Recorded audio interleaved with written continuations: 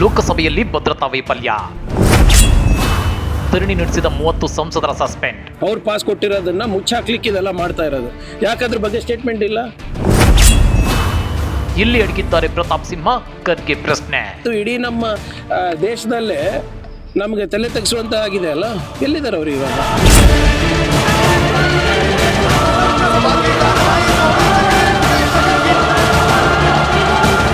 December 13ರಂದು ಸಂಸತ್ನಲ್ಲಿ ನಡೆದ ಭದ್ರತಾ ವೈಫಲ್ಯದ ಬಗ್ಗೆ ಕೇಂದ್ರ ಸರ್ಕಾರ ಅದೇಕೆ ದೇಶದ ಜನರ ಮುಂದೆ ಕ್ಷಮೆ ಕೇಳ್ತಿಲ್ಲ, ತಮ್ಮ ತಪ್ಪನ್ನು ಅದೇಕೆ ಒಪ್ಪಿಕೊಳ್ತಿಲ್ಲ ಅನ್ನೋ ಪ್ರಶ್ನೆಯನ್ನ ವಿಪಕ್ಷಗಳ ಹಾದಿಯಾಗಿ ದೇಶದ ಶ್ರೀಸಾಮಾನ್ಯರು ಕೂಡ ಪ್ರಶ್ನೆ ಮಾಡ್ತಿದ್ದಾರೆ. ಆದ್ರೆ ಪ್ರಶ್ನೆ ಮಾಡೋದನ್ನೇ ತಪ್ಪು ಅನ್ನೋ ರೀತಿ ಸಂಸತ್ನಲ್ಲಿ ವಿಪಕ್ಷಗಳ ಸಂಸದರನ್ನ ಸದನದಿಂದ ಸಸ್ಪೆಂಡ್ ಮಾಡಲಾಗುತ್ತಿದೆ. ಇತ್ತ ಸಂಸತ್ ದಾಳಿ ಬಳಿಕ ಸಂಸದ ಪ್ರತಾಪ್ ಸಿಂಹ ಅಡ್ರೆಸ್ಸೇ ಇಲ್ಲ. ಈ ಬಗ್ಗೆ ದನಿ ಎತ್ತಿರೋ ಸಚಿವ ಪ್ರಿಯಾಂಕ್ ಖರ್ಗೆ ಸಂಸತ್ ದಾಳಿ ಬಳಿಕ ಎಲ್ಲಿ ಅಡಗಿದ್ದಾರೆ ಪ್ರತಾಪ್ ಸಿಂಹ ಅಂತೇಳಿ ಖಾರವಾಗಿ ಪ್ರಶ್ನೆ ಮಾಡ್ತಿದ್ದಾರೆ. ಹಾಗಾದ್ರೆ ಕೇಂದ್ರ ಸರ್ಕಾರಕ್ಕೆ ವಿಪಕ್ಷಗಳು ಕೇಳ್ತಿರೋ ಪ್ರಶ್ನೆಗಳಾದ್ರೂ ಏನು ಅಂದ್ರ ಅದನ್ನ ಡೀಟೇಲ್ ಆಗಿ ತೋರಿಸ್ತೀವಿ. ಆದ್ರೆ ಅದಕ್ಕಿಂತ ಮೊದಲು ಹಲೋ ಕನ್ನಡ ಯೂಟ್ಯೂಬ್ ಚಾನಲ್ ಅನ್ನು ಸಬ್ಸ್ಕ್ರೈಬ್ ಮಾಡ್ಕೊಳ್ಳಿ. ಹಾಗೇನೇ ಪಕ್ಕದಲ್ಲಿರೋ ಬೆಲ್ ಬಟನ್ ಅನ್ನು ಪ್ರೆಸ್ ಮಾಡಿ.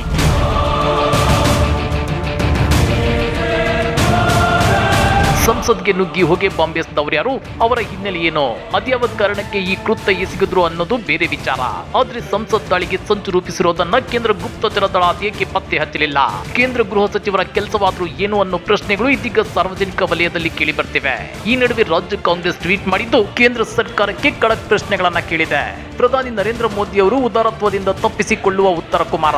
ಸಂಸತ್ನಲ್ಲಿ ಭದ್ರತಾ ವೈಫಲ್ಯವಾಗಿರುವ ಸಂಗತಿಯನ್ನ ಸಂಸತ್ತಿನಲ್ಲಿ ಚರ್ಚಿಸಲು ಮೋದಿ ಹಿಂದೇಟು ಹಾಕುತ್ತಿರೋದಕ್ಕೆ ತಮ್ಮ ಬಂಡವಾಳ ಬಯಲಾಗುವ ಭಯವೇ. ಪುಲ್ವಾಮಾ ದಾಳಿಯ ತನಿಖೆ ಮುಗಿಯಲೇ ಇಲ್ಲ, ಭದ್ರತಾ ವೈಫಲ್ಯದ ಲೋಪದ ಸಂಗತಿ ಹೊರಬರಲಿಲ್ಲ ಏಕೆ ಮೋದಿಯವರೇ?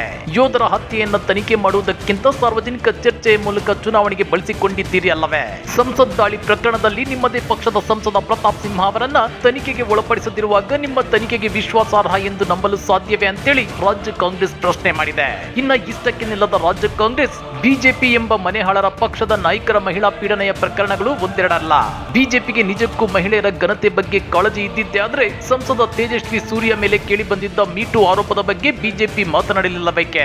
ಸಂಸದ ಪ್ರತಾಪ್ ಸಿಂಹ ವಿದ್ಯಾರ್ಥಿನಿಯೊಂದಿಗೆ ಅನುಚಿತವಾಗಿ ವರ್ತಿಸಿದ್ದು ಸಾಮಾಜಿಕ ಜಾಲತಾಣಗಳಲ್ಲಿ ಹರಿದಾಡಿದಾಗ ಸಂಸದನ ಹೀನ ಕೃತ್ಯವನ್ನ ಬಿಜೆಪಿ ಖಂಡಿಸಲಿಲ್ಲಬೇಕೆ? ಮೈಸೂರಿನ ರಾಮದಾಸ್ ಮಹಿಳೆಯನ್ನ ಮದುವೆಯಾಗುವುದಾಗಿ ನಂಬಿಸಿ ವಂಚಿಸಿದ ಆರೋಪ ಕೇಳಿ ಬಂದಾಗ ಬಿಜೆಪಿ ಮೌನ ವಹಿಸಿದ್ದಕ್ಕೆ? ಅರಗ ಜ್ಞಾನೇಂದ್ರ ಅತ್ಯಾಚಾರ ಸಂತ್ರಸ್ತೆಯ ಬಗ್ಗೆ ಕ್ಷುಲ್ಲಕವಾಗಿ ಮಾತನಾಡಿದಾಗ ಬಿಜೆಪಿ ಬಾಯಿ ಮುಚ್ಚಿಕೊಂಡಿದ್ದಕ್ಕೆ? ಉತ್ತರಿಸುವ ಬಿಜೆಪಿಗರೇ ಅಂತೇಳಿ ರಾಜ್ಯ ಕಾಂಗ್ರೆಸ್ ಸಾಲು ಪ್ರಶ್ನೆಗಳನ್ನ ಕೇಳಿದೆ. ಆದ್ರೆ ಬಿಜೆಪಿ ನಾಯಕರು ಈ ಯಾವ ಪ್ರಶ್ನೆಗಳಿಗೂ ಉತ್ತರಿಸೋ ಗೋಜಿಗೆ ಹೋಗ್ತಿಲ್ಲ.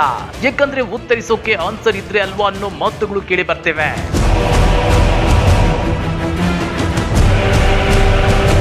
ಇನ್ನ ಸಂಸತ್ ದಾಳಿ ಘಟನೆಯ ಬಳಿಕ ಎಲ್ಲಿದ್ದಾರೆ ಸಂಸದ ಪ್ರತಾಪ್ ಸಿಂಹ ಅನ್ನೋದು ಯಾರಿಗೂ ಗೊತ್ತಿಲ್ಲ.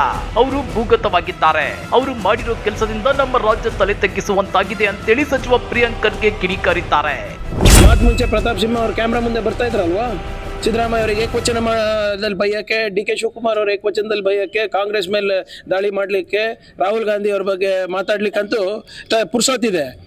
ಆದರೆ ಇವಾಗೆಲ್ಲ ಕಾಣೆಯಾಗಿದ್ದಾರೆ ಅವರು. Where is our state MP?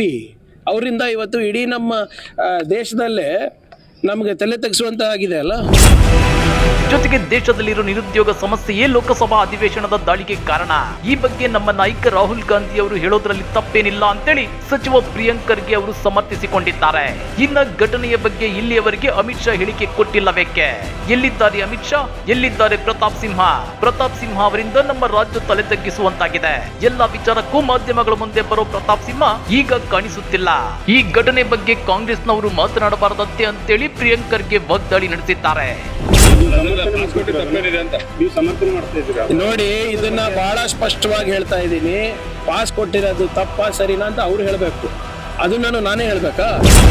ಇನ್ನ ಸಿಟಿ ರವಿ ಬಿಜೆಪಿಯಲ್ಲಿ ಏನು, ಅವರು ಜನನಾಯಕರ ಇಲ್ಲ ಬಿಜೆಪಿ ಪಕ್ಷದಲ್ಲಿ ಯಾವ ಹುದ್ದೆಯಲ್ಲಿದ್ದಾರೆ ಅನ್ನೋದನ್ನ ಮೊದಲು ಸ್ಪಷ್ಟಪಡಿಸಲಿ, ಆಮೇಲೆ ಸಿಟಿ ರವಿ ಮಾತನಾಡಲಿ ಅಂತೇಳಿ ಸಿಟಿ ರವಿ ಅವರನ್ನ ಪ್ರಿಯಾಂಕ್ ಖರ್ಗೆ ಮಾತಿನ ಈಟಿಯಿಂದ ತಿವಿದಿದ್ದಾರೆ. ಇನ್ನ ಸಂಸತ್ ಭದ್ರತಾ ವೈಫಲ್ಯವನ್ನ ಖಂಡಿಸಿ ಲೋಕಸಭೆಯಲ್ಲಿ ಸ್ಪೀಕರ್ ಪೀಠದ ಎದುರಲ್ಲಿ ಪ್ರತಿಭಟನೆ ನಡೆಸಿದ ಸಂಸದರು ಕೇಂದ್ರ ಗೃಹ ಸಚಿವ ಅಮಿತ್ ಶಾ ಅವರು ಈ ಕುರಿತಾಗಿ ಲೋಕಸಭೆಯಲ್ಲಿ ಹೇಳಿಕೆ ನೀಡಬೇಕು ಅಂತ ಆಗ್ರಹಿಸಿದ್ರು. ಈ ಹಿನ್ನೆಲೆಯಲ್ಲಿ ಸಂಸದರನ್ನ ಸಸ್ಪೆಂಡ್ ಮಾಡಿ ಲೋಕಸಭಾ ಸ್ಪೀಕರ್ ಓಂ ಬಿರ್ಲಾ ಆದೇಶ ಹೊರಡಿಸಿದ್ದಾರೆ. ಕಳೆದ ವಾರವಷ್ಟೇ ಇದೇ ರೀತಿ ಆಗ್ರಹ ಮಾಡಿದ್ದ ವಿರೋಧ ಪಕ್ಷಗಳ 13 ಸಂಸದರನ್ನ ಸಸ್ಪೆಂಡ್ ಮಾಡಲಾಗಿತ್ತು. ಇದೀಗ ಮತ್ತೆ 30 ಮಂದಿ ಅಮಾನತು ಶಿಕ್ಷೆಗೆ ಗುರಿಯಾಗಿದ್ದಾರೆ. ಹೀಗೆ ಇರೋಬರೋ ವಿಪಕ್ಷದ ಸಂಸದರೆಲ್ಲರನ್ನೂ ಅಮಾನತು ಮಾಡಿ ಸದನವನ್ನ ನಡೆಸೋದು ಎಷ್ಟು ಸರಿ ಅನ್ನೋ ಪ್ರಶ್ನೆಯನ್ನ ಶ್ರೀಸಾಮಾನ್ಯರು ಕೇಳ್ತಿದ್ದಾರೆ. ಹಾಗಾದ್ರೆ ಕೇಂದ್ರ ಸರ್ಕಾರ ತನ್ನ ಭದ್ರತಾ ವೈಫಲ್ಯವನ್ನ ಬಹಿರಂಗವಾಗಿ ಒಪ್ಪಿಕೊಳ್ಳೋಕೆ ಇರೋ ಸಮಸ್ಯೆಯಾದ್ರೂ ಏನೋ? ಪ್ರಧಾನಿ ಮೋದಿ ಪ್ರೆಸ್ ಮೀಟ್ ಮಾಡಿ ಮಾತಾಡೋಕೆ ಹೆದರ್ತಾರೆ. ಭದ್ರತಾ ವೈಫಲ್ಯದಂತ ಜ್ವಲಂತ ಸಮಸ್ಯೆಗಳು ಎದುರಾದಾಗ ಅದಕ್ಕೆ ದೇಶದ ಜನರ ಕ್ಷಮೆಯನ್ನ ಯಾಕೆ ಕೇಳಲ್ಲ? ಕೇಂದ್ರ ಬಿಜೆಪಿ ಸರ್ಕಾರದ ಈ ವರ್ತನೆಯ ಬಗ್ಗೆ ನೀವೇನಂತೀರಾ? ಕಮೆಂಟ್ ಮಾಡಿ, ವಿಡಿಯೋ ಲೈಕ್ ಮಾಡಿ, ಶೇರ್ ಮಾಡಿ. ಇಂಥ ಮತ್ತಷ್ಟು ರೋಚಕ ರಾಜಕೀಯ ಸುದ್ದಿಗಳನ್ನ ಮಿಸ್ ಮಾಡದೆ ನೋಡಬೇಕು ಅಂದ್ರೆ ಹಲೋ ಕನ್ನಡ ಯೂಟ್ಯೂಬ್ ಚಾನೆಲ್ ಅನ್ನ ಸಬ್ಸ್ಕ್ರೈಬ್ ಮಾಡ್ಕೊಳ್ಳಿ.